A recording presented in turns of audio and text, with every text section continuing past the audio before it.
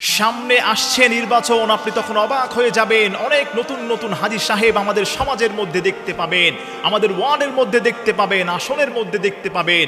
কশ্চিন কালেও যাদের মাথার উপর টুপি পড়ে নাই, যাদের হাতে কখনো তসবিহ দেখা যায় নাই, নির্বাচন আসলেই মাথায় টুপি দিয়ে দেয়, মাথায় পট্টি বাঁধে, হাতের মধ্যে তসবিহ দিয়ে মানুষের কাছে কাছে গিয়ে ভোট চায়।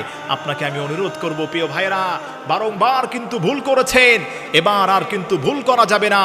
যারা হঠাৎ করেই মাথায় পট্টি বাঁধে, যারা টুপি দিয়ে মানুষের সামনে নতুন নামাজি সাজতে চায়, যাদের হাতের মধ্যে তসবিহ দেখা যায়, তারা আসলে নামাজি নয়, তারা এই নামাজের ভ্যাস ধরে শয়তানি করতে এসেছে। কথা বলেন ঠিক কিনা?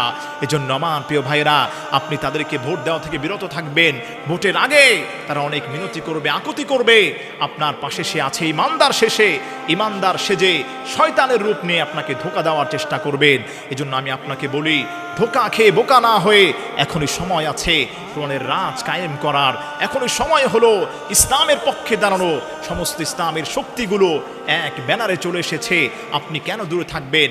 আপনাকে ইসলাম ডাকছে, কোরআন ডাকছে। আয়, আল কোরআনের ডাক এসেছে।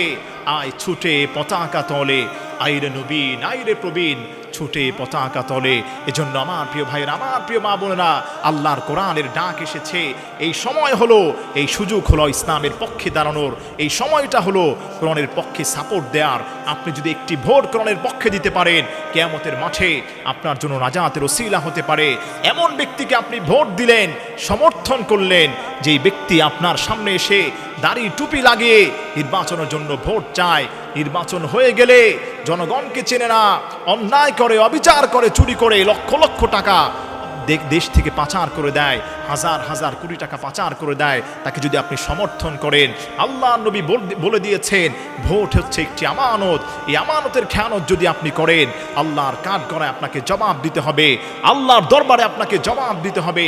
তাই আপনার কাছে আমার অনুরোধ থাকবে, ভোট ওই ব্যক্তিকে দিবেন যে আল্লাহওয়ালা, দিন কায়েম করতে চায়, যে ইসলামে আন্দোলন করে, তাকে আপনি ভোট দেওয়ার চেষ্টা করবেন। যদি আপনার ভোটটাকে আপনি দিতে পারেন, আল্লাহর কসম খেয়ে বলে এই ভোটটা পচবে না।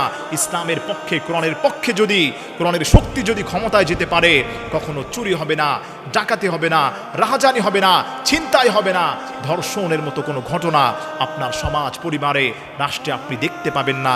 তবে শর্ত হলো একটাই, আল্লাহর কোরআনের পক্ষে আপনাকে সিল মারতে হবে।